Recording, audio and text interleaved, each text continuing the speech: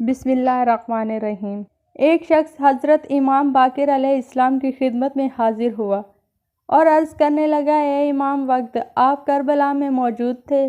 ہم نے سنا ہے کہ جب امام حسین علیہ السلام گھوڑے کی زین سے زمین پر آئے، آپ کا گھوڑا آپ کا طواف کر رہا تھا اور زور زور سے کچھ کہہ رہا تھا۔ یا رسول اللہ کے نواسے، اس وقت امام حسین کا گھوڑا کیا کہہ رہا تھا؟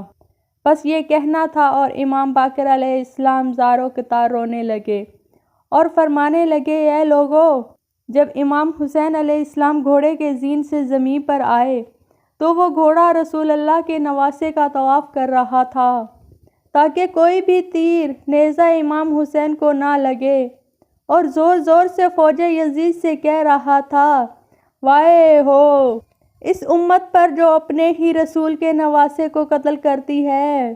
پھر لوگوں نے پوچھا، یا رسول اللہ کے نواسے، کیا گھوڑا اور بھی کچھ کہہ رہا تھا؟ اتنے میں امام باقر علیہ السلام چیخ کے رونے لگے۔ آپ فرمانے لگے کہ وہ گھوڑا کہہ رہا تھا، اے میرے آقا حسین، بس ایک مرتبہ میری پشت پہ سوار ہو جائیں، میں آپ کو اتنا دور لے جاؤں گا کہ کسی بھی ظالم کا تیر آپ کو چھو نہ سکے گا۔ اس وقت میرے دادا حسین نے فرمایا، اے ذوالجناح، جاؤ خیام چلے جاؤ اور میری بہو اور بیٹیوں کو بتاؤ کہ ان کا امام حسین اپنے نانا رسول سے جا ملا ہے۔ گھوڑا خیام کی طرف بڑھا اور بیبیوں کے خیام کے باہر آ کے زور زور سے آوازیں نکالنے لگا۔ بیبیوں نے یہ سوچا کہ شاید ہمارے مولا حسین آئے ہیں، لیکن جیسے ہی آ کے دیکھا، سواری تو ہے لیکن اس کے اوپر سوار نہیں ہے۔ امام حسین کا گھوڑا تیروں اور زخموں سے چور ہے۔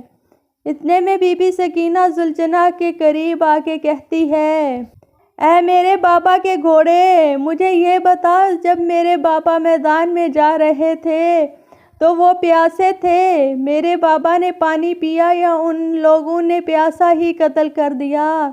اتنے میں بیٹیوں نے سر میں ماتم کیا، یا حسین کی صدائیں بلند ہونے لگیں۔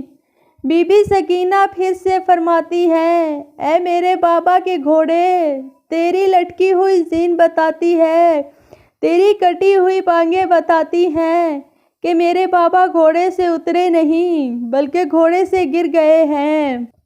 پھر لوگوں نے پوچھا، اے نواسہ رسول، پھر وہ ذوالجناح کہاں گیا؟